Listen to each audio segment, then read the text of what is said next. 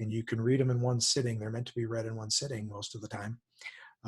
And every word just has to really carry its weight because they're so concise, ideally. And so short stories was where it was at for me for quite a while. But after I got out of the Army and ended up coming onto the police department, it was either be a cop or be a teacher, and I didn't have a degree, and the cops were paying right away, so it was took the left turn instead of the right, or vice versa there. Ended up married to a teacher, so I guess it worked out. uh, when I came on the police department, that was pretty hectic at first. There's a lot of training that goes on, and so I didn't write much for the first couple of years. But after I'd been on for a couple of years, I started working on my first book, and that is Under Raging Moon. Here, I'll show that to you. We'll see if this share stuff works. And the first draft of that I finished in 1995, this book right here, it I'll tell you, it was the bones of that draft still show through, despite one major revision and another touch up years later. It was definitely a first novel at that time, but I finished it, and that was the first time I'd finished something that long. And for those of you who have finished your first short story, or finished your first novella, finished your first novel, it can be utter crap, but at least you finished it. I mean, that's something, in my experience, 99% of people who say they want to be a writer don't ever do. They don't ever finish anything. So, good on you if you did. I felt pretty good about it, but I couldn't get it published at the time. And looking back, it doesn't surprise me. It needed more work. So then I entered a time in my career where I was promoting or getting assigned to a new position every year or two. And so, and I was going back to school to get my history degree. So I was working full-time, going to school full-time, had a family. I just didn't have time to do any writing outside of my schoolwork and my professional work. So 96 to 98, I was in school. 99, I became a corporal. 2001, I became a detective. 2003, I became a sergeant. And finally, after I'd been a sergeant for about a year, I ended up in a pretty cushy, sweet gig, working day shift at an office. I got to work with all the volunteers that volunteered for our police department. So it was cushy in that way as well. And that you're just dealing with great people who are very service oriented, senior volunteers and the explorers and all those. So around that time, I met and became friends with Colin Conway, who I ultimately have written 5 books with. And he was just kind of gearing up toward getting back into writing, and we kind of hit it off and started talking about it. And I guess that brings up a good point that I probably don't need to make to you folks, because you're here, you're in a writing group, you're in a writing guild. But that camaraderie, that fellowship with another writer really stokes the creative juices and really gets you going. At least it did me. And I started writing short stories again like crazy. But what came out now, after 10 years or so on the police department, believe it or not, was crime stories. Big surprise, right? And so I started writing just a ton of stories, and then I started submitting them, and they started getting published, and I started feeling a little bit of success. It felt good. And one of those short story connections got me into a particular anthology that was published by a small publisher in Georgia, Wolfmont Press, and that's the publisher that ultimately published my first book, the one I already showed you. Now, that brings up another point, and that is, okay, I went with a small press, and this was a very small press. It was a one-man operation. That wasn't my first choice necessarily. I, like everybody else, thought there's one way to do this. You get an agent and you get a New York publisher, and that's the only way to do this. And so I tried to get an agent for quite some time, and either my query letter sucked, or my writing sucked, or my query writing letter writing sucked, or something. Or, more likely, I just didn't hit the right agent at the right time with the right idea, and nothing clicked. And so there would have been some advantages to that, obviously. I mean, you all know what an agent can bring to the table. But when this small publisher expressed interest in this book, and then said he wanted to publish it, I was all over that. I mean, I knew there were disadvantages to the small press, but there were also advantages in that I had more input into the book cover, into the editing process, and so forth. So the book was published, and this was 2006. Now, that was only 14 years ago, but the landscape of publishing, for those of you that have been paying attention during that time period, you'll know I'm telling it true here, has changed radically, just radically. And so at the time, the big problem, the big hurdle with this small press was I wasn't going to get that book on bookshelves all over the country because he wouldn't accept returns.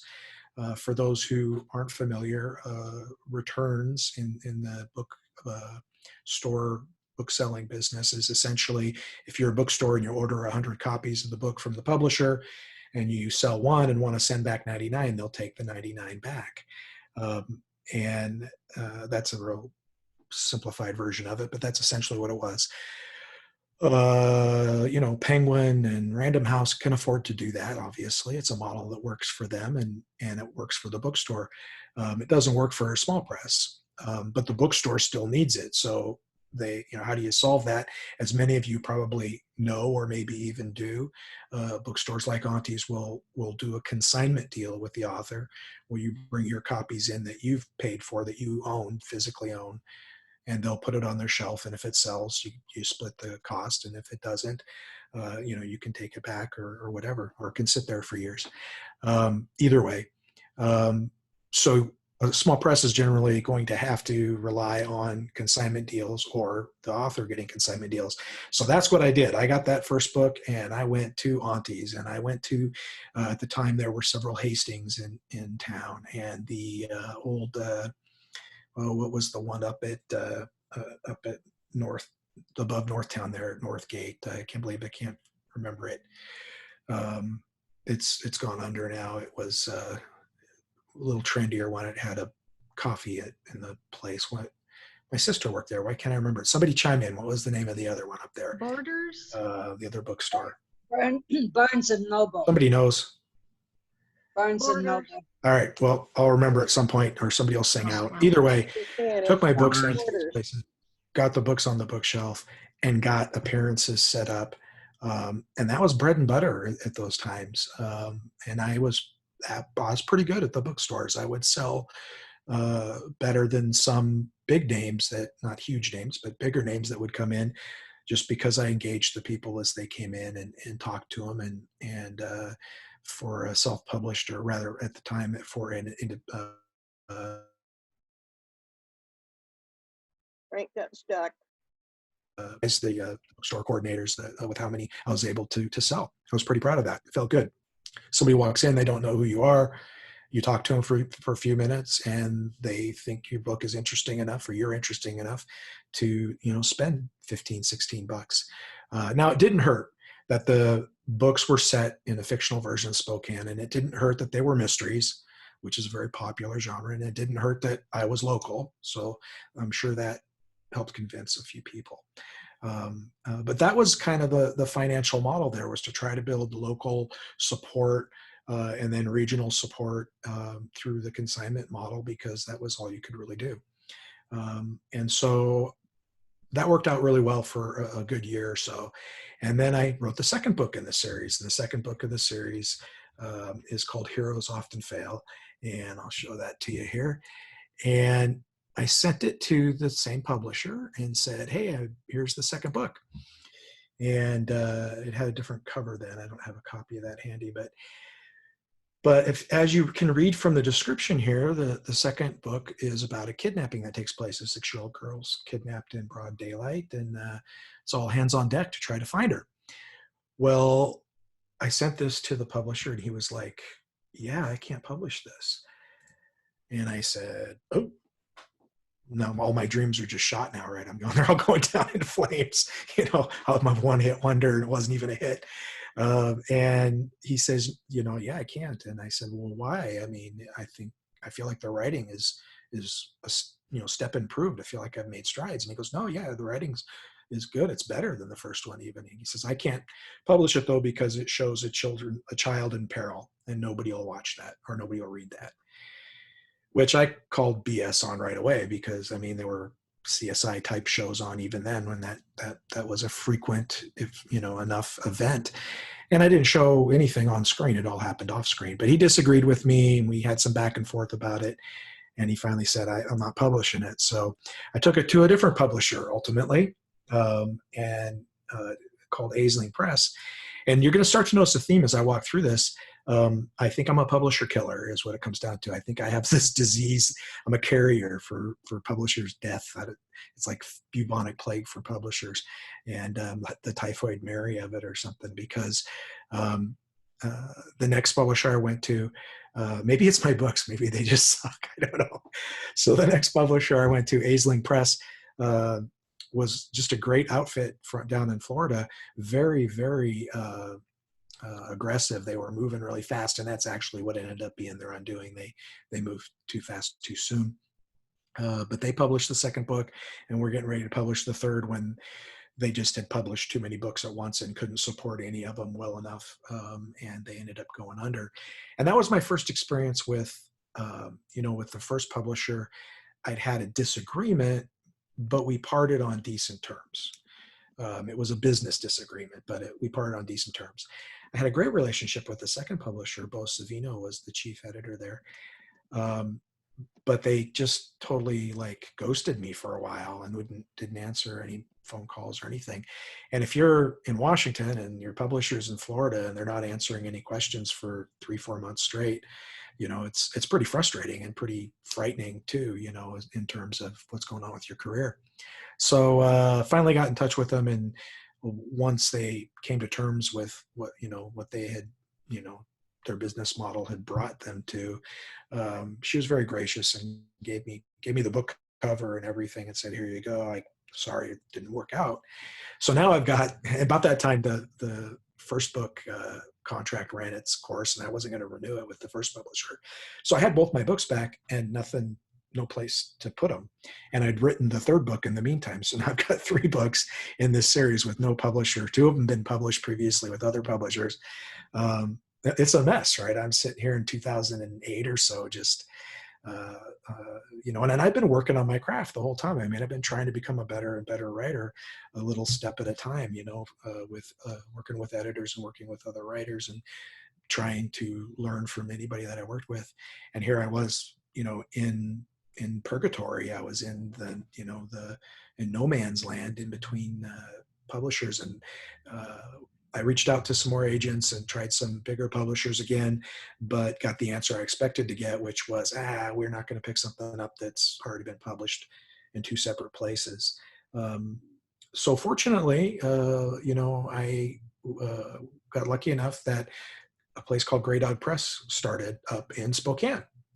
And boy, when you had a disaster happen with your first publisher in Georgia and another disaster with your second publisher in Florida, the idea of working with a publisher right here in your hometown is pretty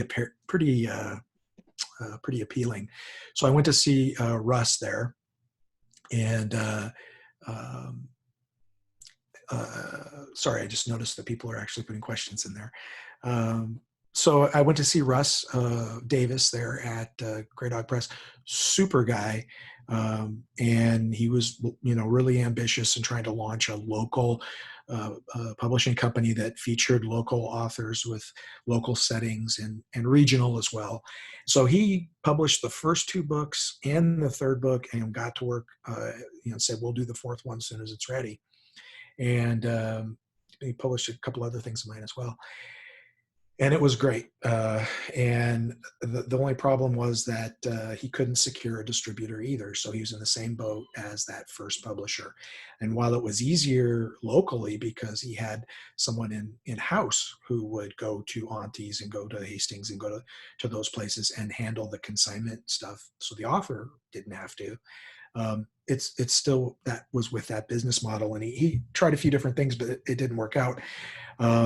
But he did publish all 4 of the River City books at that time, and a couple other books that I had in print, and it worked out really well for quite a while. What he didn't do was take the ebook rights. And round about this time, if some of you have been involved in this for a while, you'll remember this watershed moment around 2011, 2012, when ebooks started to just go crazy. I mean, when ebooks started, when I first heard about ebooks and people, I even had an publisher willing to publish my first book as an ebook. It was going to be on a CD that you put into your computer and read on the screen. I mean, it wasn't too appealing. It wasn't too convenient, and people weren't into it. By 2011, 2012, obviously you had the Kindle and these other devices. And so people were buying books like crazy. But Russ didn't want to do that. He wasn't interested in the ebooks at the time. He was just interested in print. So I published all of the ebooks myself. I self-published them. And then something crazy happened. There was just a boom on ebooks, and I priced them at 99 cents just because I wanted to sell as many as I could and get in as many people's hands as possible. And it exploded. And when I say exploded, I'm talking about like, I think one month I had like 5,000 copies books sold, and my eyes were like, I was like,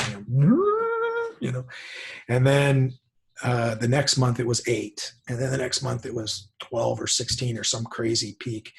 And I was going nuts. I was like, oh my God, hey, I hit the big time. I start thinking about whether I could retire early or not, and all this kind of stuff over the course of these few months. But then it dipped back down, and then it dipped back down, and then it eventually came back down to earth. So that rocket ship that took off, gravity eventually worked its magic. So if I look at my career history, if I pull up the Amazon career history, it looks like a big old Mount Everest or a big old Space Needle or something like that. And then it's pretty flat next to that because it was such a big watershed moment.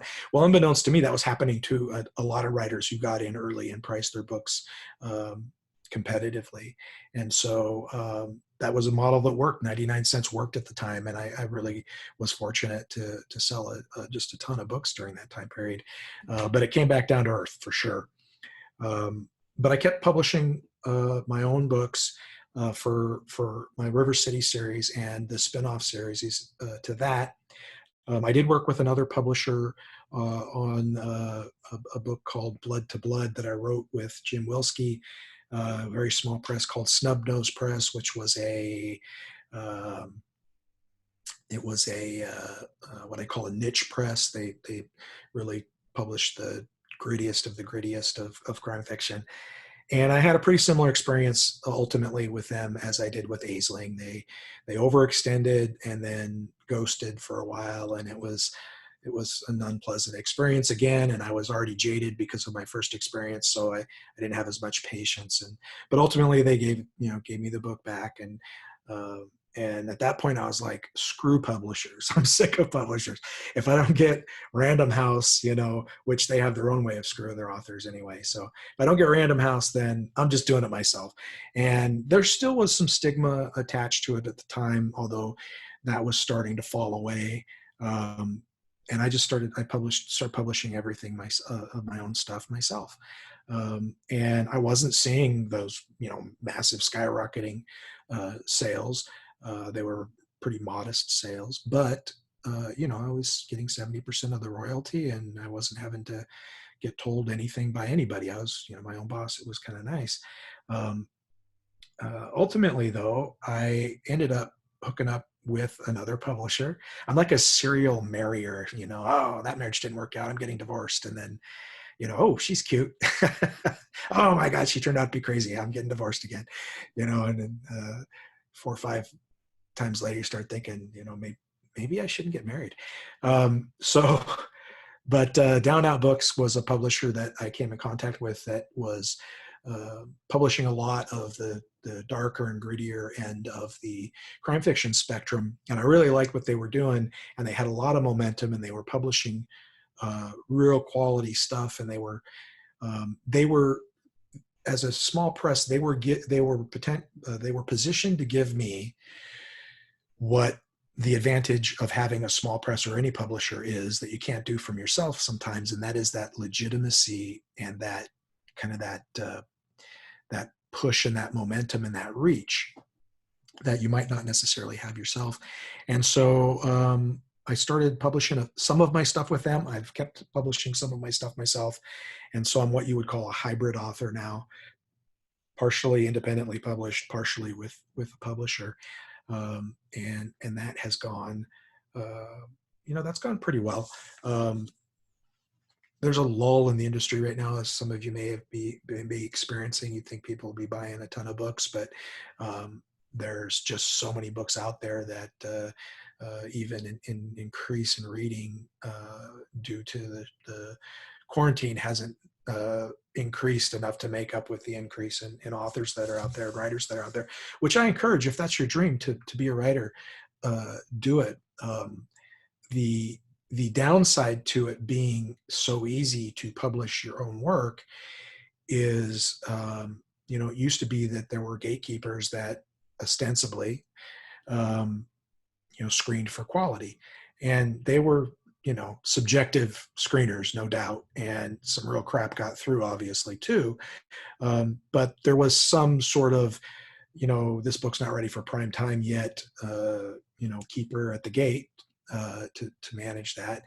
Of course, that's what we all railed against when we had perfectly good books in hand, and they just wouldn't even look at them, so we just published them ourselves. And it's gotten easier and easier and easier to do that, and almost to the point where I wonder if some people aren't going through the process far enough before deciding they have a final product, and then they're putting it out.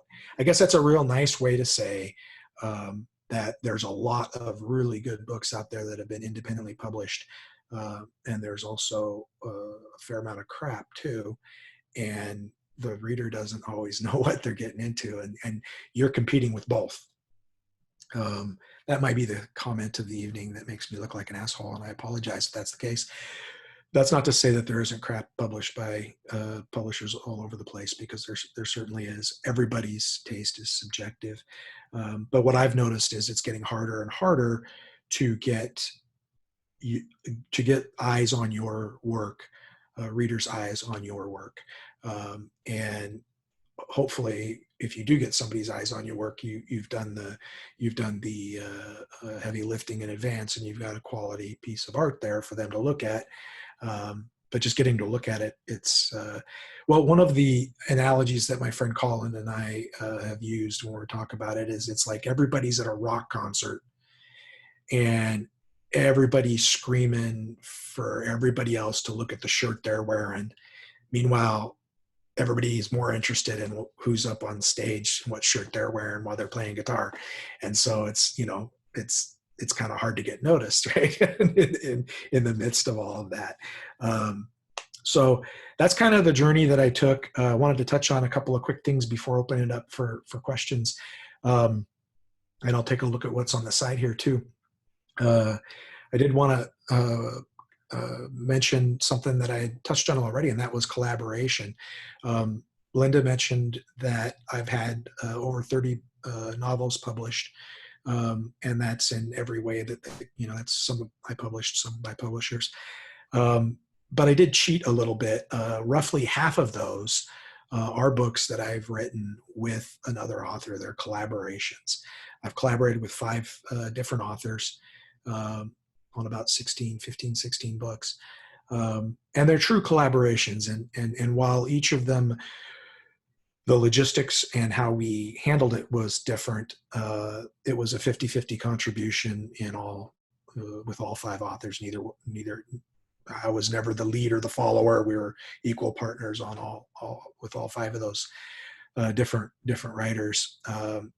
I know there's some big time writers that probably have a junior writer who does a lot of the work and they do more of the ideas, but I'm a 50-50 collaborator for sure.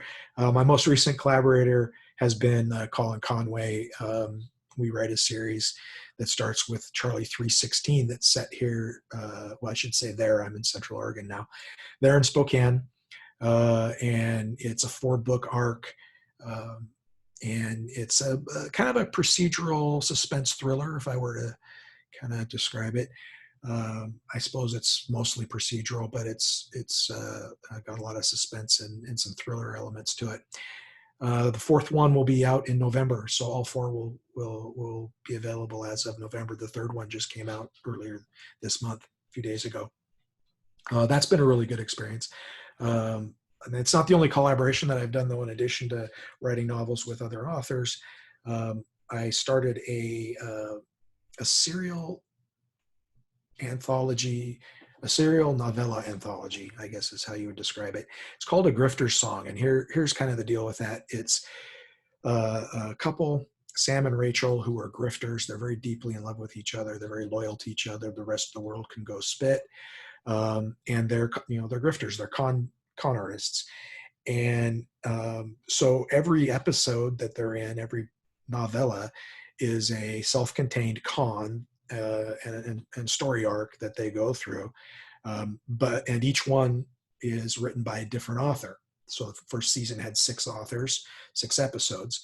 And there's also a season arc and a series arc contained within it.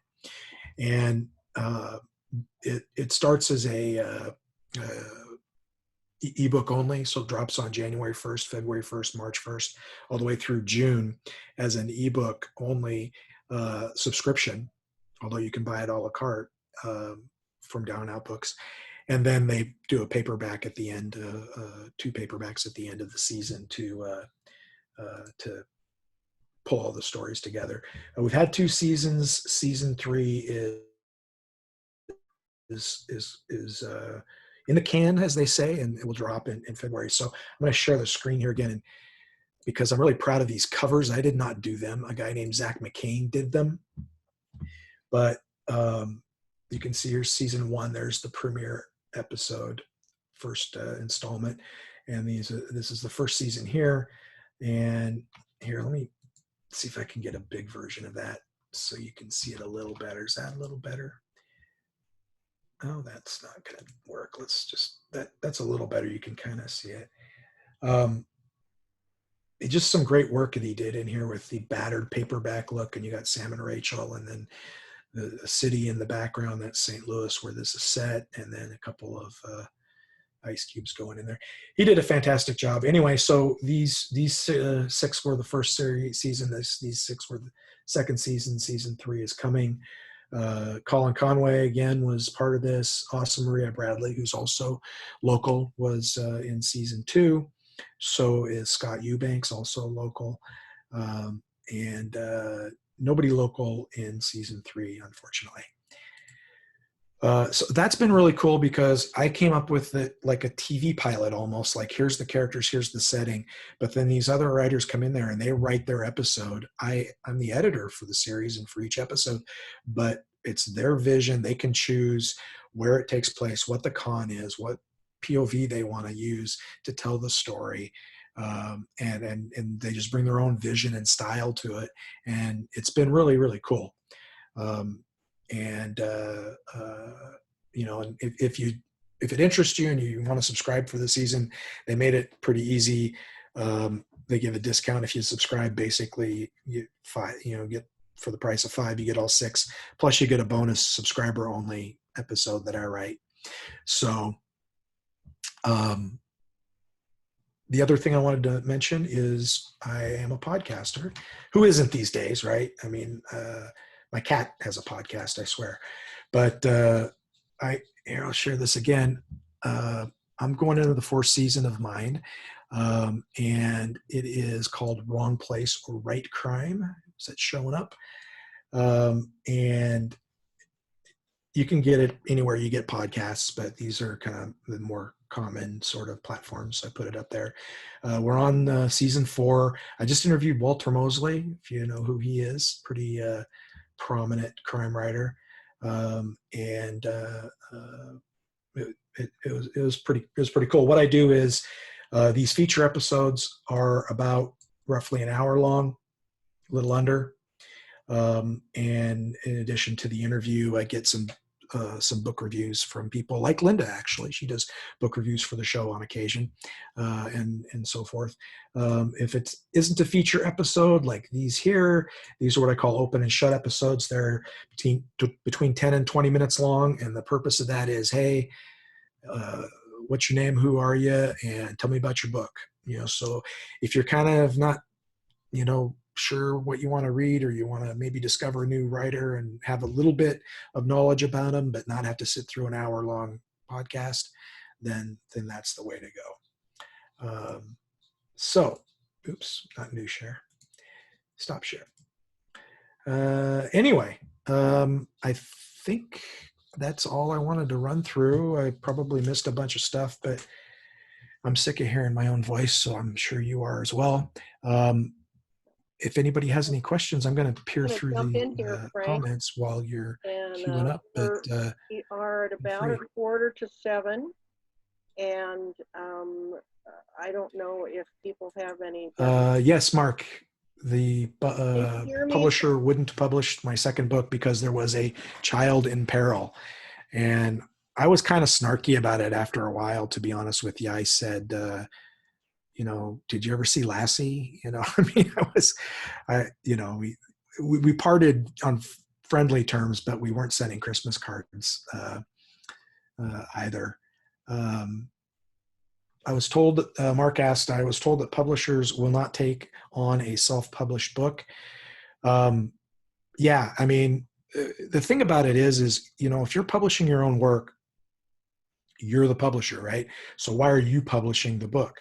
Well, because you believe in it, because you have a love of writing, you have a love of the story, I mean, you're emotionally and financially invested in this book.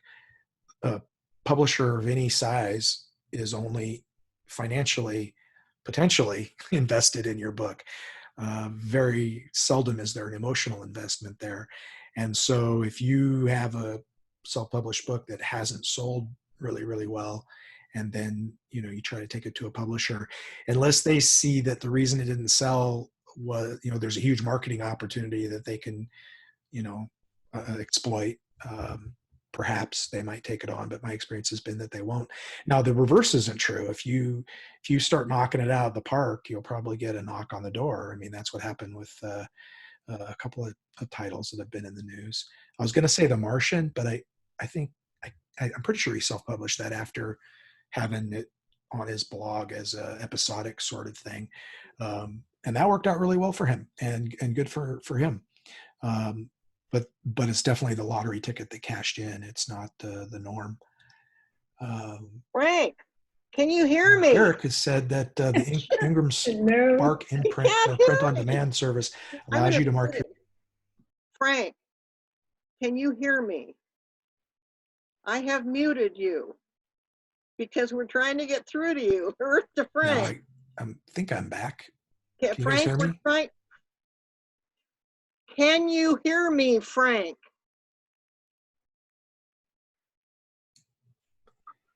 Frank? Hey, give me a thumbs up if you can hear me. I am trying to get through to you. I've been trying. Can you? Are you guys hearing me or not? A yes or no? I need somebody give me a thumbs up. I can't. Wendy. Okay, Wendy, thank you. Can you hear me? So Hello? Eric was saying that you can mark your books as returnable. So big chains like Barnes and Noble will stock them on their shelves if it meets their needs and demand. I did not know that. I will have to check into that.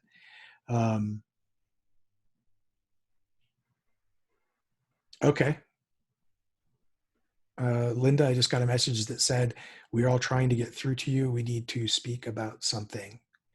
Yeah, can you hear me? But I can't hear you. Can you hear? You don't seem to be able to hear I any. wonder if, here, let me try something. Maybe earphones died on me or something. Let me. Now can you hear me? No, now I can hear you. Wow. Yeah, we've all been trying to get your attention. I am so sorry. How long has that been going on? Like an hour? No, no, no, no. I just wanted to say that we are at about, we're about 6:45, and I know that some people thought this would go from 6 to 7. It can go longer, but if people do have, I don't know if everybody can stick around longer or you need to leave at some point. If you've got questions, maybe skip and don't worry about typing them. If you have Yeah, a go ahead. question, Sing just out. raise your hand or something like that. And then Frank can call on you, okay? You'll want I to, don't see a whole lot of people. There's a whole lot of you dark can't screen. see, well, I can do that because I can Oh, see. there's a bunch of people. Yeah, there's a lot of people that I'm not sure they're going to do or say anything. They're sort of, Okay. but Esther, you had your hand up for quite a I while. did. Hi, Linda. Nice to meet you. Am I unmuted? I am. Yes. I No, can- yeah, you're okay. Gosh, I have several questions. One is, so I'm a debut author, self-published, extremely frustrated. My book has won some positive reviews, professional reviews, and it has won a book award. Congratulations. Nice. Thank you. I think it's a good book. It's carefully edited. Sales are not good. But in terms of finding a small press publisher, because I'm debating that. One of my issues is that the book doesn't fit neatly into a genre. And so that's kind of an issue often in the publishing world with the traditional publisher, as I understand it. So is there a way to sort through the many small press companies these days for what their niches are? You know, back in the old days, there used to be a great big thick, like dictionary thick directory. I can't remember the name of it off the top of my head. Somebody might remember. Writer's Digest. Well, no, it was similar to that, but it listed every publisher and that published novels and every magazine that took fiction stories, and it had what they took and what their requirements were and what their circulation was or how many books they published a year and all of that. Writer's Market. Yeah. And it is I haven't looked at that in 10 years. $35. What's So that? does anybody know if it's online? I would suspect that it is. What was the name again? Thank Company you. was sold and it's transitioned over, and I'm sorry, I can go back and research because last time I went online, I was subscribed. Last time I went online to get my information from the site, they said, this is no longer there. We've still got the tapes you got. You can download them, but we're in negotiations with whatever. I'll try to send that to you, but it's somebody, but it wasn't Amazon, but it was somebody else that bought it. Yeah, I quit needing it for what I was doing. I had established relationships, or I was doing like you did and publishing it myself. So I think Detective Google is going to be, I mean, that'd be what I would turn to if I were in your situation. And that's probably going to be your best bet. Sorry, pretty much anybody could have gone and say, told you that, but that's good. I'm on Google a lot. You might try Writers and Poets, which is online, and they list, I get a thing weekly from them, and they list all these things. They'll say, these are the 50 more small presses that are looking for fiction, and they list the stuff about them. But they cover both writers and poets. There's a number. What I should do is probably come up with a list of all the ones I'm getting emails from and send those out to everybody so that you can at least have a jumping off spot. I'll try to do that. Other questions? I have a very similar question. Can you hear me? Yes. Hi. same thing about self-publishing. I'm just finished my book, and now I do want to self-publish, but I'm just new to the group. I'm new to all of this. So do I just start Googling self-publishing? Well, you certainly can't go wrong with that. But there are some good books out there on how to go about it. There's also a number of people who write blogs about this, or YouTube channels. Honestly, yeah, Google's where I'd start to find a good one. But the key to it is going to be obviously that you want your presentation to end up being very professional. You want it to rival what's coming out of New York or get as close to it as you can, because that's what people are going to see, and they're going to make a judgment right away. So, you know, if your book cover looks kind of chintzy because you kind of went cheap on it, that could be as far as people look, and they aren't going to get a chance to read what you've written. Make sure that you either hire a professional editor or have professional editor level beta readers who can give you that kind of feedback, and you know, so that if they do open it up and start to read it, it is that level of quality. One thing I've discovered is, it seems anyway to me, that the readers today, and rightfully so, are pretty quick to judge. And you know, it's not once burned twice shy, it's once burned goodbye. So they don't like your opening paragraph. That, you know, the other 29 books don't matter because they're done with me, right?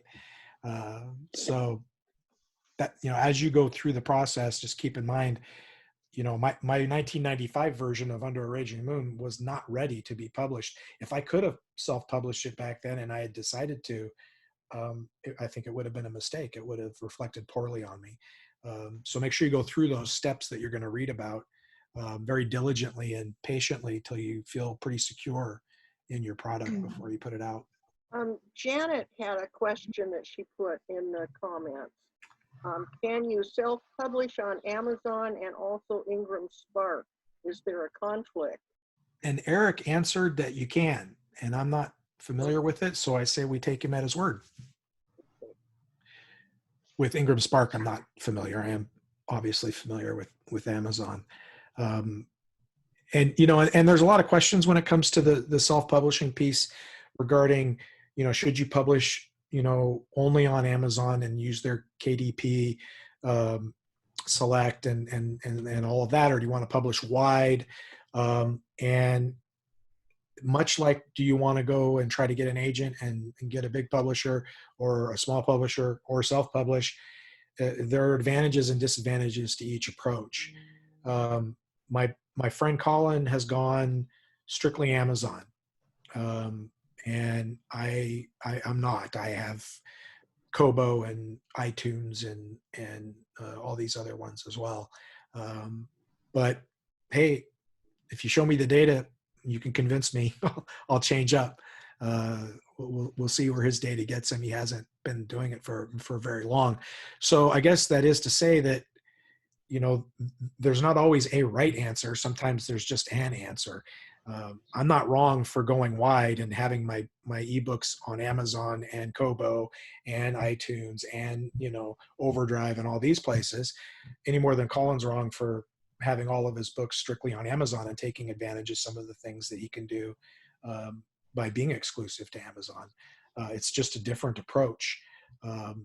And so that's something, if you're publishing your own work, you can decide what you prefer, what works best for you. And that might not be the same as somebody who's given you advice on what to do. You know, something separate, different might work for you better. I have a comment for the lady who raised the question on getting started. I'm sorry, NRPLO. Hi, my name is Nell. Nell, hi, I'm Rainey. One of the things I would strongly suggest you do before you pick a self-publisher is to read the third-party reviews and read them as extensively as you can and as carefully as you can. They're not all honest. There's a huge discrepancy between what they'll do for you, and often what they say they'll do and what they actually do. Some of them are incredibly pricey for what you get. What is third-party reviews? I'm sorry, I don't. So not reviews that they publish, reviews that somebody else puts out there. Who So, is they? Who is they? Am I going to a website? I don't understand what you're talking about. Sorry. well, let's say you pick a self-publishing press called, Rainy Pod. Okay. And so Google it and look for reviews, but look for reviews that Got are it. written by some kind of literary entity, maybe, Thank or you. authors who have published there, but even there you need to sort through it. I found out well after the fact, and I'm still kind of reeling from it, that there have been some potential class action suits against my publisher. Thank you. I understand exactly what you're saying. Okay. I had a question for Frank. Hi, Mark. Hi, Frank. Yes. I was with one of the professors at EWU several years ago, and I had probably my first book, and it was self-published with Grey Dog. And I love Russ at Grey Dog. He's very good. Yeah, he was great. Anyway, so this teacher at EWU, he just proclaimed that since I had self-published a book, that man, in the great scheme of things, it was a dead book now. I had crossed a line that I could not go back. I know if I self-publish and it's selling thousands and thousands, a publisher would be interested, but if it isn't, and it's just projects I'm doing, hoping they'll go somewhere, have you come across the concept that no one wants to touch it? Yeah.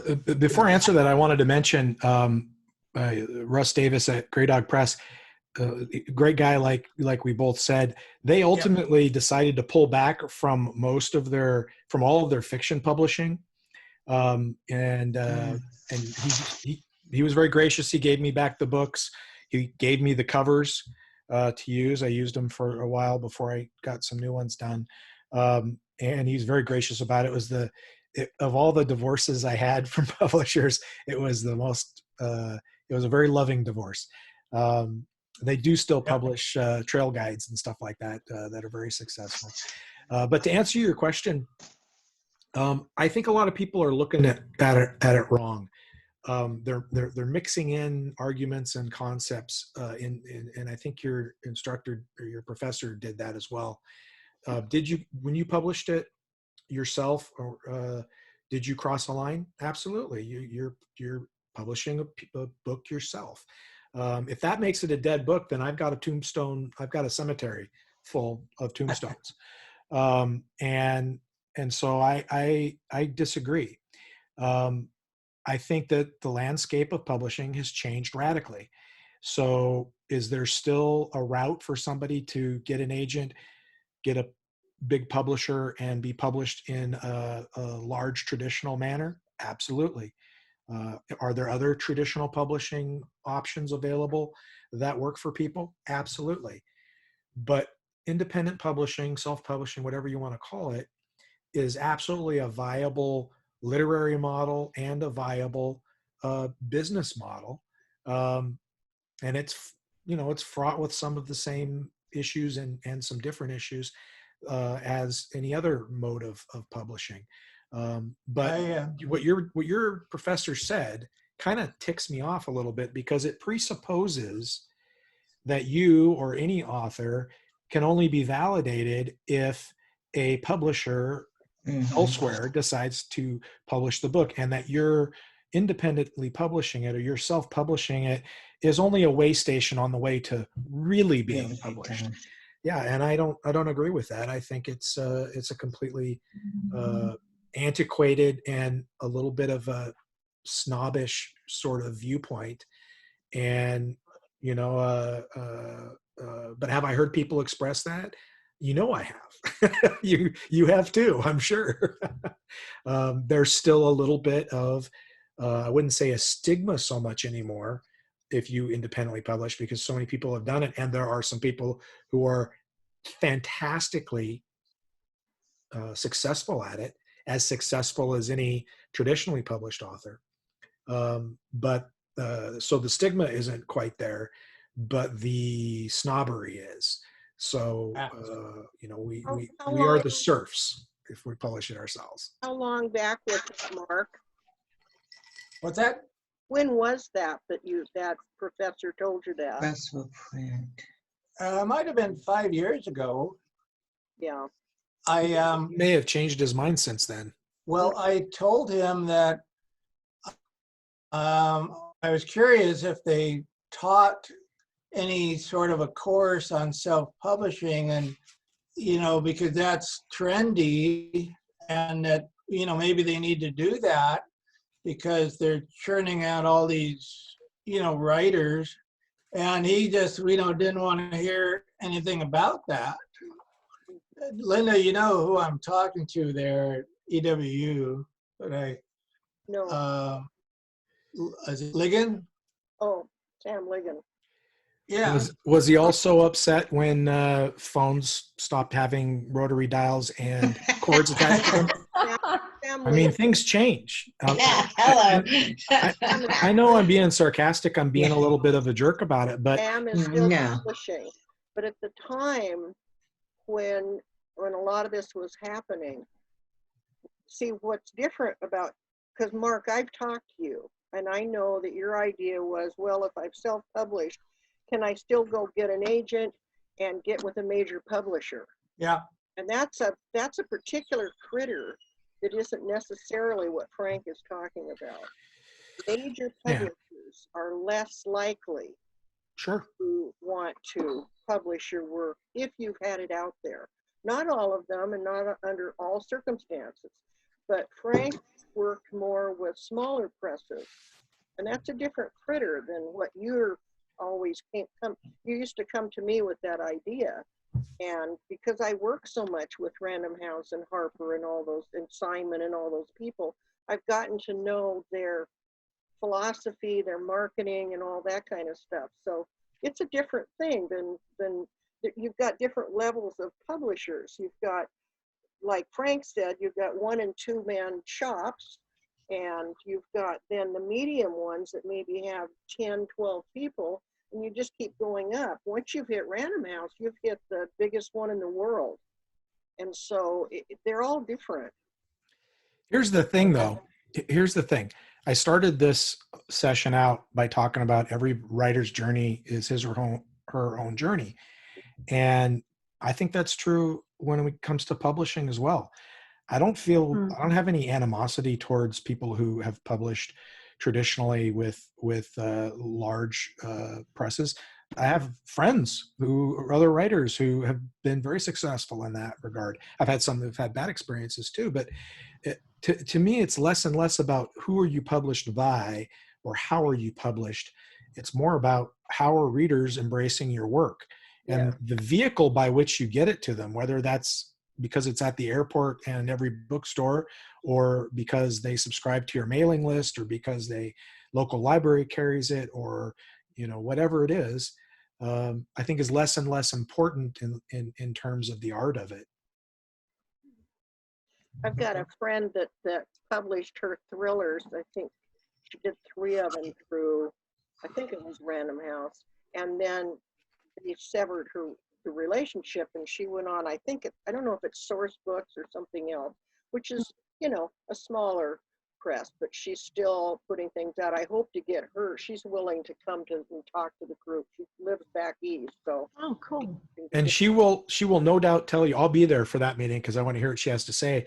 Yeah. But I am going to predict right now that she will tell you that being with a New York publisher, a big publisher, is not the panacea that people make it out to be. No. A big publisher has advantages and disadvantages, just like a small publisher does. In fact, they're just kind of flip sides of the same coin.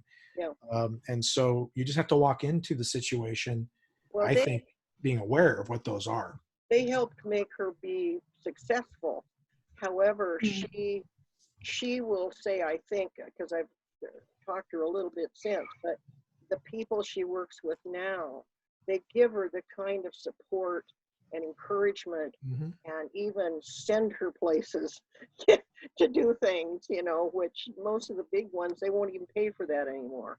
And Okay. so, yeah, so I, you know, personally, I wouldn't go for a big one if I were doing it. I'd try to go for something in the middle somewhere if I were going to go traditional, just because of that.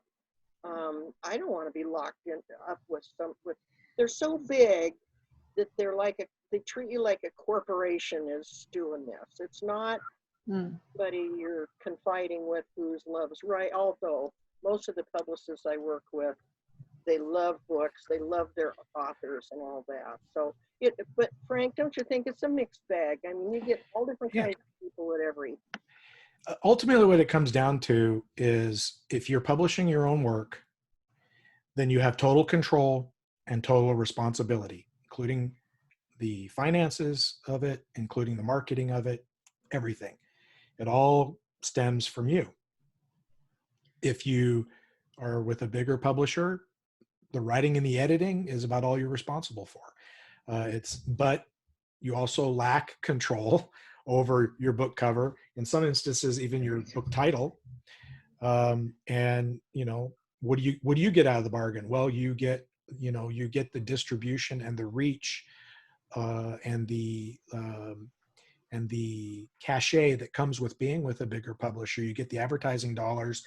You get that, like I said, that cachet. People, you know, she's with Penguin. You know, I mean, people recognize that, and it means something to them, and that has value. And so I think as a writer, you have to decide on the business side of it and on the artistic side of it, what's important to you, and then what route can best supply what that is. If it's important to you to be on every bookshelf in the country, then can you do that if you independently publish? Yeah, but it's a lot harder than if you're with Random House. If you want to have creative control over your book covers and every word inside your book and when your books get released and how quickly, then the small press or the independent publisher is better. I'll give you a quick example.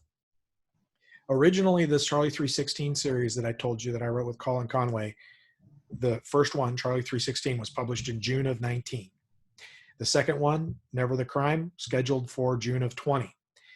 In October of last year at BoucherCon, a mystery conference, Colin and I met with the editor-in-chief and owner of Down and Out Books and said, hey, what if instead of waiting until June of 21 and then June of 22 to publish books 3 and 4 in the series, what if we came at bam, bam, bam, and we went June, September, November, all of 20, and then get that whole series out and ride any momentum and excitement that people might have.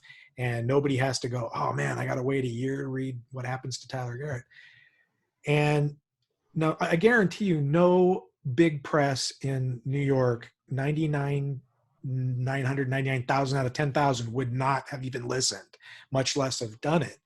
But Eric thought about it, and we told him the reasoning behind it. And he's a bit of a maverick. He'll take a chance. He'll try something. And he said, let's do it. That's the advantage of working with a small press. I could sit down with a guy who owns it and makes the decisions, pitch my case, give him my reasons and my thoughts, along with Colin. And ultimately he said, yeah, let's give it a try. And that's what we're doing. To me, that's an advantage. Now, to some people that might not matter a whole lot. It might not be worth very much. So, you know, choose your route accordingly, according to your own needs and desires. Another question? Frank? Oh. Yes, ma'am. No, please. I've had several. Go ahead. Oh, I just wanted to say, Frank, first of all, thank you for making time to be here and Truly my speak pleasure. to us Absolutely. and answer questions. I was just curious about your collaborating, how you met your collaborators and what you've learned by collaborating with other authors. That's an excellent question. And I can tell you that I am a much, much better writer today. Now, how much better is arguable, but I feel like I've gotten a lot out of the collaboration process. I collaborated with 5 different people. The quick rundown would be Colin I met and I told you about that already, and we became friends and stayed in touch. Jim Wilski, I think I came across him because we were both publishing short stories in the same magazines and online magazines, and we struck up a conversation. And actually, he said at one point that he just didn't think he could write a whole book. He was really good at short stories, but he didn't think he could write a whole book. I said, sure you can. You just do it. And he's like, and he started hemming and hawing. I said, I'll tell you what, let's write one together. Then you only have to write half a book. And he was like, all right, and so we wrote Blood on Blood, which is one of my favorites. We ended up writing 4 books in that series. And he just really held up his own end really, really well. Bonnie Paulson I wrote 1 book with her. She's more of a romance writer and a post-apocalyptic writer. She's got a few different subgenres, not a crime writer, but I met her when I did a guest presentation out at the RWA in North Idaho. And we just kind of struck up a conversation, and there it went. Same thing kind of happened with me and Eric Beatner and me and Lawrence Kelter. We just kind of were traveling in the same quarters, and Larry called me and said, hey, I got this book, but I'd like to mine your expertise, your background in law enforcement, because he doesn't have that. Eric Beatner was kind of the other way. I hounded him for a long time and said, let's write a book together, because he had collaborated and I had collaborated, so I knew he wasn't a virgin at it. And finally I guess I stalked him long enough, and he had an idea he thought would work, and we ended up writing the 3 books together, the Cam and Bricks Job series. So really serendipity would be the short answer, which I don't seem to know how to give tonight. As far as what I've learned, you learn a lot when you collaborate about letting go of your writer's ego. When you're writing by yourself, you get to be God. You get to have the big ego in the room because you're the only one in the room. Everybody has to listen to you because you're all alone. And so you can do whatever you want. You can say whatever you want. You can decide whatever you want. And even when you send your book out to someone to read and give you feedback, you go over that feedback by yourself, and you get to decide what to take and what not to take and so forth. When you're working with somebody else, the entire process, that collaborative process, you have to be willing to compromise, and not compromise the story, but compromise where your own ego is concerned. You have to set your ego aside and ask yourself, what's best for the story? Yeah, I wrote a great scene here, but it doesn't propel the story forward, or it bogs things down, or it whatever, it needs to get cut. Kill your darlings. Well, killing your darlings is hard enough when it's your own darlings and you're the one killing them. Somebody else wants to kill your they're murdering your darlings, right? And that's hard. And so you have to put that ego aside and be willing to really work together. And that's a process, I think, that I got better at over books. I had really great experiences. I never had fights or anything like that, or negative experiences. It's all been super positive. But learning how to put your ego aside and accept good suggestions and be willing to speak up and make yourself heard at the same time. Sounds like I'm just describing a marriage, right? I mean, I should have just said that. It's like whatever you learn to have a good marriage, that's what I learned to do. But that's really what it is, because it's a partnership. And so, I don't know, does that answer your question? Yeah. Do you feel like you were good at it at first? I mean, when you first started collaborating? Yeah. I do. I think we all have skills, I mean, we all have different skills, and collaborating was one I took to pretty quickly. But I cheated a little bit. The first several books that I did, the first half of my collaboration catalog, if you will, were written in a format where we wrote a dual first person format with alternating chapters. And so I would write one character, the other writer would write another character, and we would alternate chapters in the first person usually. So, it was my chapters and your chapters. And so maybe you go with a little bit lighter hand on your chapters, and, and I can be harder on my own chapters. And so it kind of eased into that a little bit more. But then when I wrote a book with Larry Kelter and told him that was my process and everything, and he said, yeah, that's cool, but I don't want to do that. Here's what I want to do. And we ended up writing, you know, the whole book together. I mean, I wrote scenes and he wrote scenes, but it wasn't prescribed a certain, you write this much or this person or whatever. We just wrote a certain amount and went back and forth with it. And then had a real heavy editing hand. Both of us had a heavy editing hand throughout.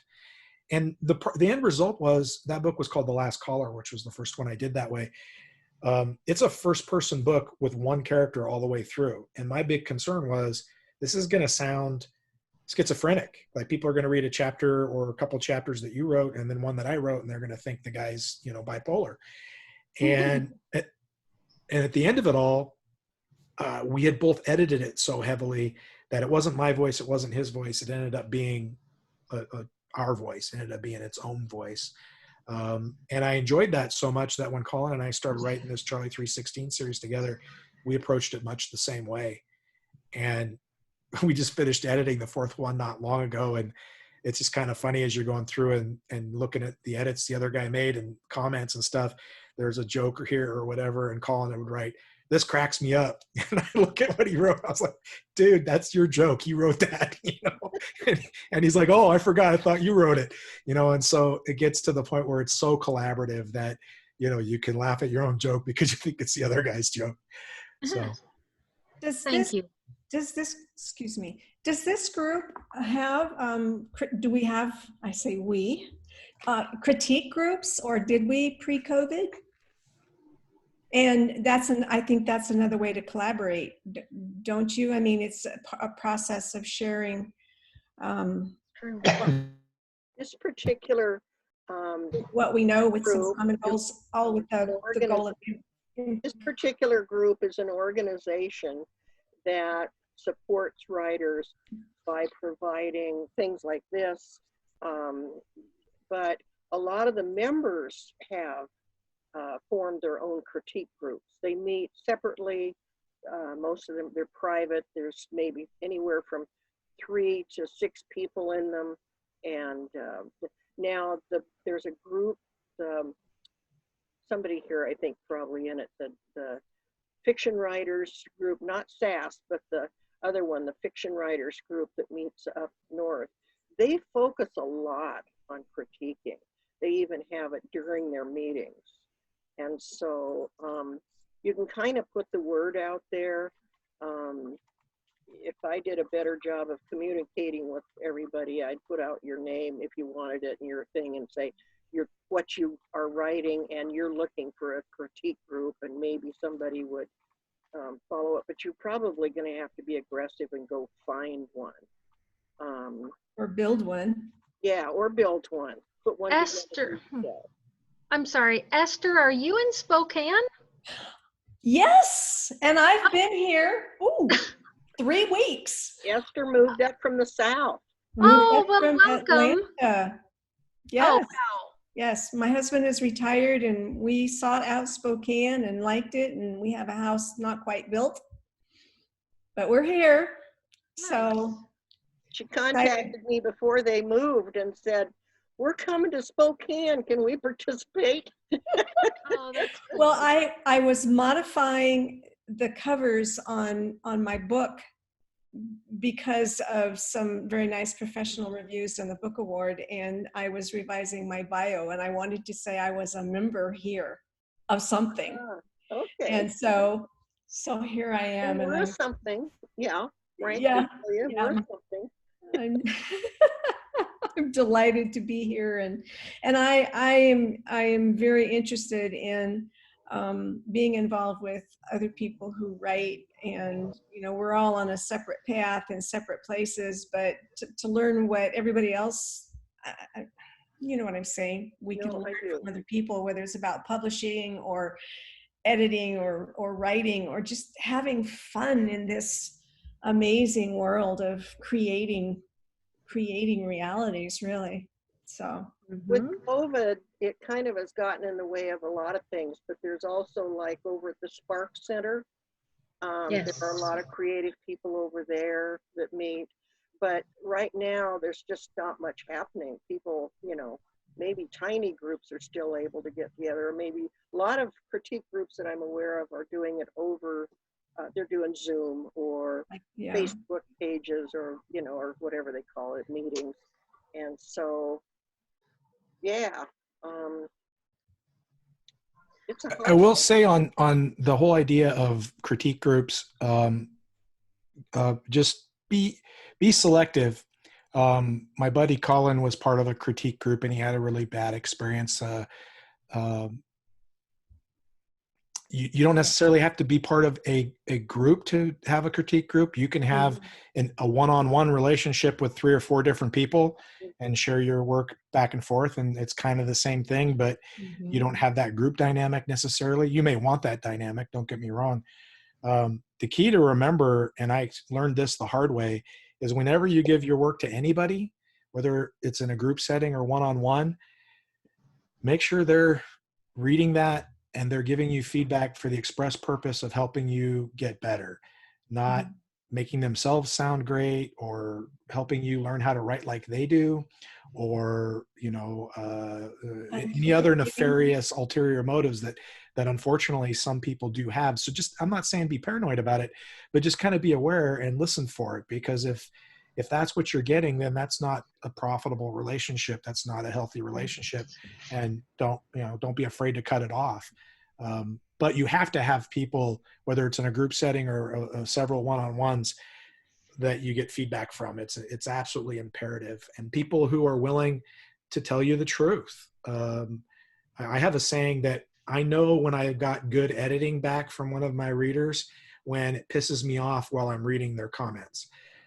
You know, it used to last a while. I'd be mad for an hour. Now I'm mad for like a millisecond, but I still get that little spark. Oh, damn. But then, you know, they're right. And so being able to take that feedback, you know, is one thing, but being able to get feedback that's constructive, but critical, you know, it can be harsh and still be constructive. It just doesn't have to be mean.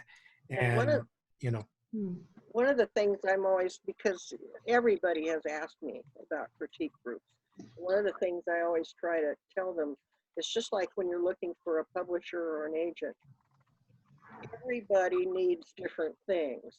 I mean, what kind of critiquing are you trying to get? A lot of people confuse editing with critiquing. And in some cases, you might want critiques that strictly the people in the group are readers. You just want them to read it and tell you, did they get lost? Do they dislike the characters? Is something confusing? I mean, reading for storyline, that's it. Other people expect somebody to correct their grammar or their punctuation. That's editing. So all of this is different. You have to decide what it is you're trying to get from these people. Then you can find a group that's willing to provide that, rather than trying to good point. an ego trip of trying to tell you how you ought to write. There's plenty of people out there that want to tell you how you should have written it this way and that way instead of, you know. Sure. And everybody has their specialties. I mean, I have a pretty good group of beta readers, and, you know, like my wife, who's my first reader, she doesn't read for copy editing, for commas and misspellings and that sort of stuff. She reads for 50,000 foot stuff. You know, did like Linda was talking about, did I get lost? Did I like this character? And so forth. I have other people who read it with a fine tooth comb, and they'll find grammar and spelling and typos that nobody else that reads it finds. You know, and then there's everybody in between. And yeah, you need the people. It's like any team, everybody has a role to play. And I'm always grateful for the particular kind of feedback that I get. I mean, my best friend, he'll read my stuff and I'll get a paragraph from him. I mean, you know, dude, I wrote 60, 90, 100,000 words. You wrote a paragraph. Tell me more, you know, but that's how he works. He's like, hey, I really liked it. I dug this, or I didn't dig that. And then if I have more questions, I can write a 2-line question and I'll get a page back from him, but it's like I have to kind of eke it out of him. For that, That's Jay. his stuff.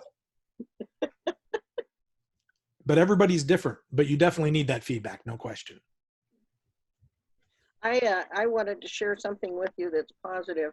I visited with a woman in Germany today in a Zoom session like this. I had to get up early for it too, but she's a this is a debut book, okay, that was translated. So we had the translator there, and she was there. She spoke very good English, but, and so it came, and she's a thriller writer, and her book took off, and it was a huge success in Germany. It's huge in UK, all over. Well, she wrote 10 novels that were all totally rejected before that one hit. And she doesn't even know how it happened. She was so ready to have another rejection that she was in shock. So, but she had written for years and had another career and everything. So it's never too late. It's never too late, but you have to be tough. You have to be able to have them say, no, we can't use this. No, this doesn't fit us. No, we don't like, I mean, you have to be able to hear that, because otherwise you're just going to get your heart broken and you're not going anywhere. Don't you think, Frank? You have to kind of of course, you went mostly the route of self-publishing, so. Well, no, I went with small publishers the first half of my career. And believe me, how many rejects did you get? Well, hundreds at least, at least hundreds. And that's just part of if you're not going to publish it yourself, that's what you're going to get. Because and you have to remember, like I said, I think earlier, about not hitting the right agent on the right day with the right idea. I think there is an element of luck in this profession, in this industry, in this craft, in this artistic endeavor. And that luck comes down to, elements of timing. Is your story one that the right people read and talk about? Does it fit in with the times in a way that catches fire a little bit, and so on and so forth? But of course, if you haven't taken the time to come up with a great story and do a great job writing it, and then if you are publishing yourself, make sure that it's packaged, professionally. If you haven't done that heavy work in advance, then that luck has about zero chance of striking. But there is an element of luck to it, and anybody, just because you worked hard doesn't mean you didn't get lucky too. I think she said in her case that she had written all these books that were about women going through problems, and it was that kind of fiction. And so she decided, she read The Woman on the Train and the one about the girl that disappeared or something like that. She said, wow, I could write this. So she did, and that's the one that took off. Gone Girl? Is that what? Yeah, she Is read. that what you're talking about? Read Gone Girl, and she read The Woman on the Train, and she got all excited about this thriller thing. And she wrote this book about a gal that disappeared. Her two girls disappeared when they were quite young in the forest in Germany, and one of them got away and grew up, and now this is, she's around now as an adult. That one took off like crazy, see, and so she was writing all this other thing. Now, were they just not timely? Was she not good at what she was writing before? She seems to have been able to pick up on this thriller thing. And Frank, you were saying the guy didn't want to publish it because a child was in peril. Well, this was the instant hit in Germany because children had been in peril. So, Well, the second book sold better than the first book, so he was wrong and I was right. Yeah, there you go. But I will say that good on her. Be careful, though, chasing trends unless you're getting in early on the trend, because by the time you get there, the party might be over. And, vampires were pretty cool, and then they weren't. Then they were again. But if you were writing a book at the in-between time about vampires, you probably weren't getting a lot of traction. Yeah, and she wasn't chasing anything. She just was writing what she thought she should write. She was good at, and it wasn't working. And so as soon as she flipped over to this other genre that got her turned on, bang. Well, there's something to that story as well that really speaks to me, and that is, it sounds to me like she was writing at her most genuine when she was successful. And I think that's so true. I think you can't try to be somebody else's voice or try to, you know, do somebody else's formula. I think you got to write what's inside you, because that's what's special. It's, you know, there's no one else like you. So write your book your way. I don't mean don't accept editing. I don't mean don't adhere to basic grammar rules or whatever, but I'm just saying in terms of what the subject matter is and what your style is and what story you want to tell, I think you got to be true to yourself, because otherwise it feels too slick and packaged. And yeah, people might buy it and they might read it, but they're not going to, you know, it's going to be fast food. They're going to throw it away and be done with it, right? It's not going to be a meal they're going to be talking about 5 years from now. Yeah. Yeah. Well, I'd say we're at 7:30. So I don't know if everybody else getting pooped, but I think we're starting to kind of drag here. I have saved the chat. I've recorded this session, most of it. I didn't do the first bit with some of the history in that, but I recorded it all. I don't know, Frank, do you know, is it because I'm pretty sure I have no place to post it so that you'd see it. I don't have a YouTube account. Do you have one, Frank? Yeah, I do. Okay, so maybe we can put it there. Otherwise, it'll be like an MP4, MP3 something, and it'll play, if you have on your computer a musical thing that will play music, then it should play there. So I could actually send you the recording. Anybody have any last minute statements, questions? Frank, you were going to say something again, or Esther? Well, I have one last quick question, and it's a real change of topic. For Frank or Linda or any of the rest of you, you talked about book returns, Frank, and I'm wondering whether print on demand is going to have such an effect on that we don't even have to worry about it anymore. I mean, I go into Barnes & Noble and order my book to give to my grandson or whatever, and one order, one print, one book, there's nothing to return. Do you see that being part of how this evolves? I think the future of bookstores is going to be, of bookstores that sell new books, is going to be the brick and mortar store, however big it is, and in the back there's going to be a machine that prints books. Oh, And wow. so your book will be on the shelf, one copy. That's all they're risking, is one copy. Somebody buys that book, and as soon as it gets scanned on the computer, that tells them that they need to replace it. So that night, another copy gets printed off.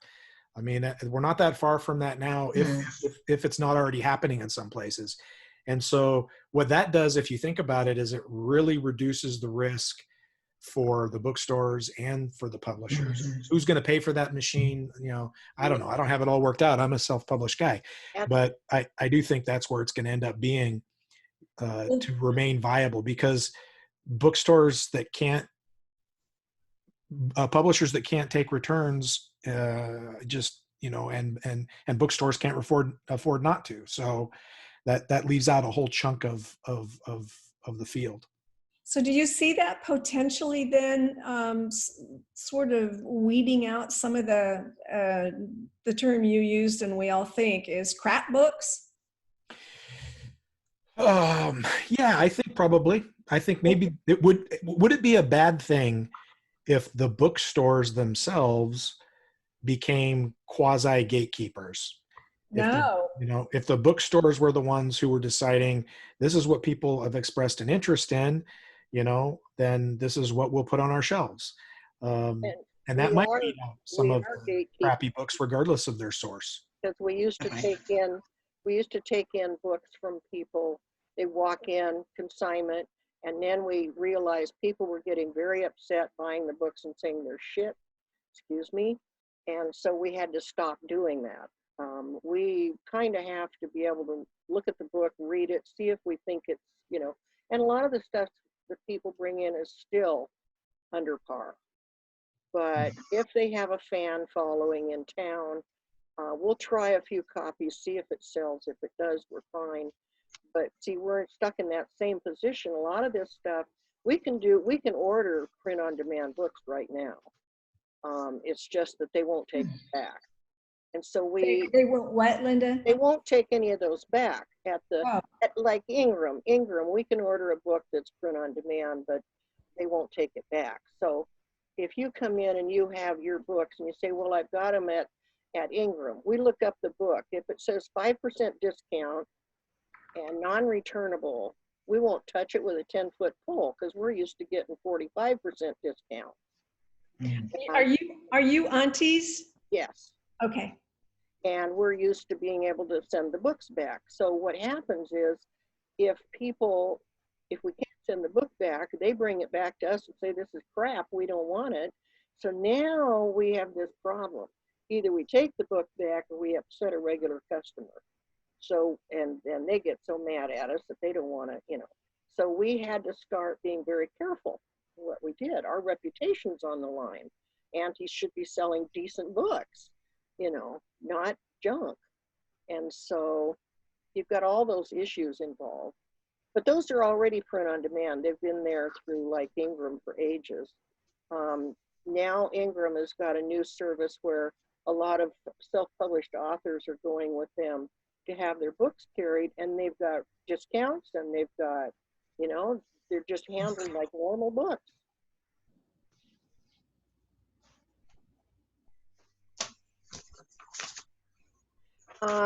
Yeah, I'm not sure. See, it's hard. You can see what the problem is with the organization. There's so many topics, so many things that can be covered, and everybody has different things they want to know.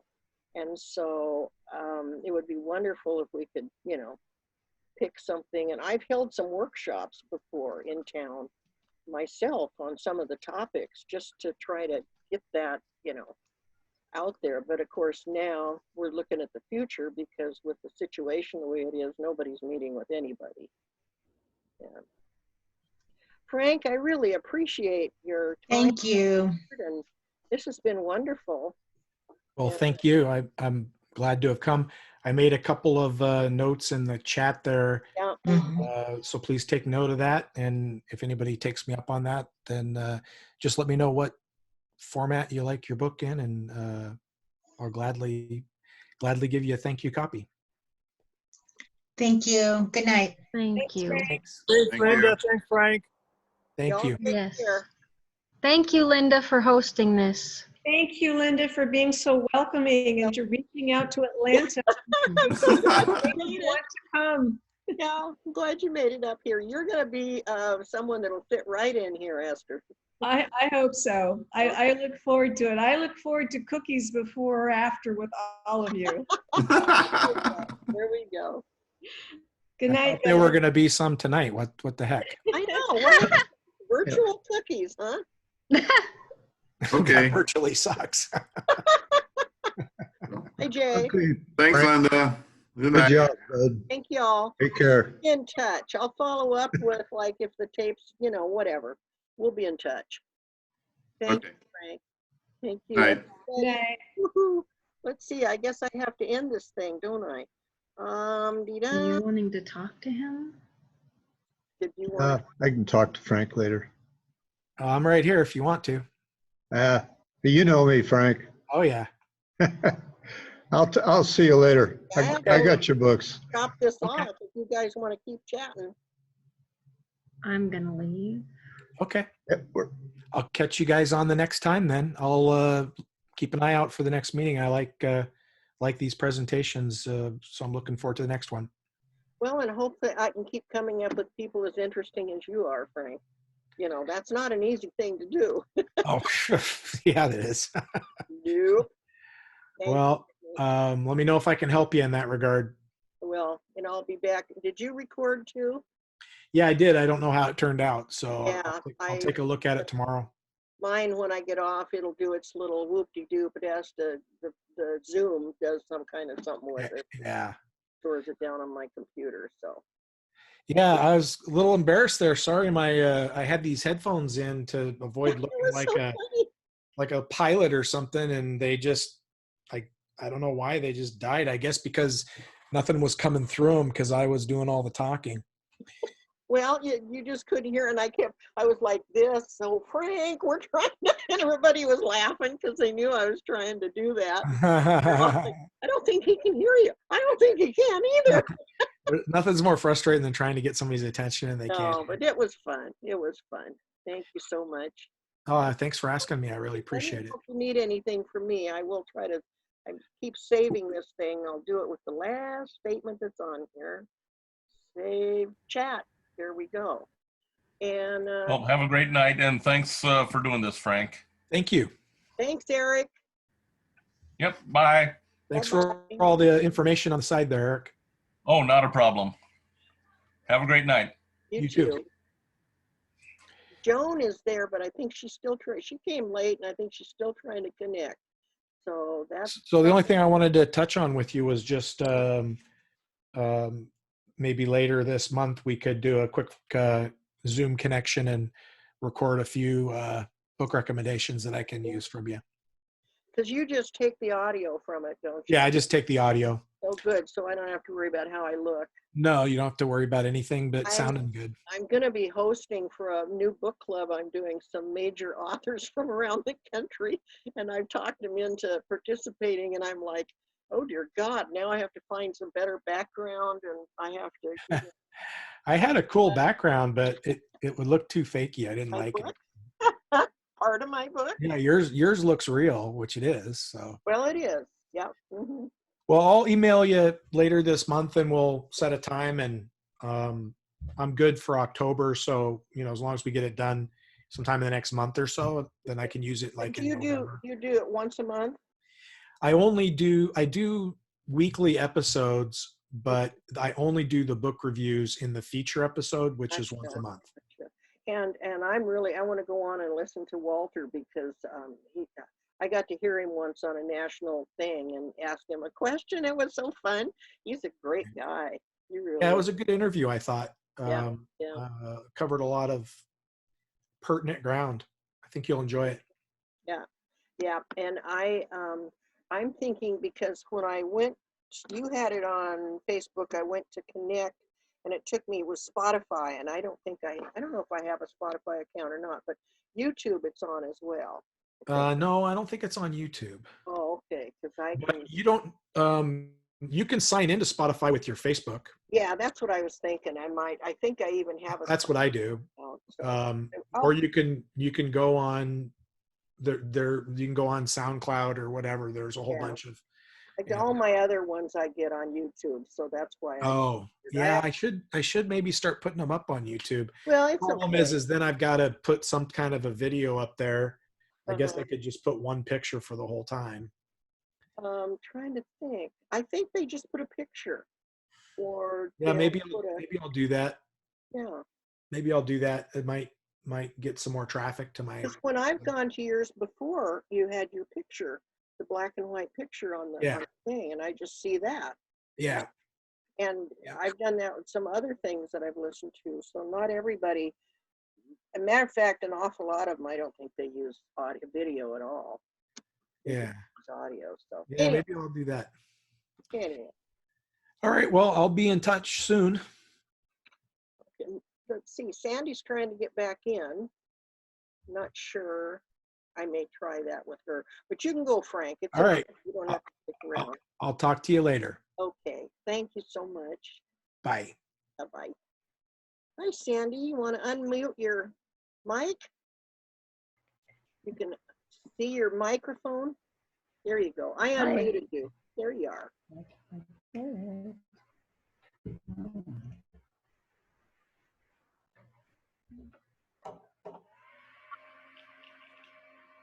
How are you doing? There, I think I can hear you. Good. Confusion all taken care of? Yeah, I'm all done. Oh, good. So did you get to hear most of it, or? I got to hear quite a bit of it. My son chose to call at the same time. Oh, I see. And I handed him off to his dad, but finally I couldn't stand it anymore, so I had to go in there. So it's so good to see you. Yeah, same here. Same here. Well, I wasn't sure. I know my husband's got dinner all ready in the kitchen, and I was like, wow, because usually we go to 7, and we Yeah. just going and going. But I know. So I'm sure that everybody's gone now, but I just wanted to say thank you so much. oh, you're very welcome. Very welcome. Happy And birthday. I have finished the Pulaski story. I have it out to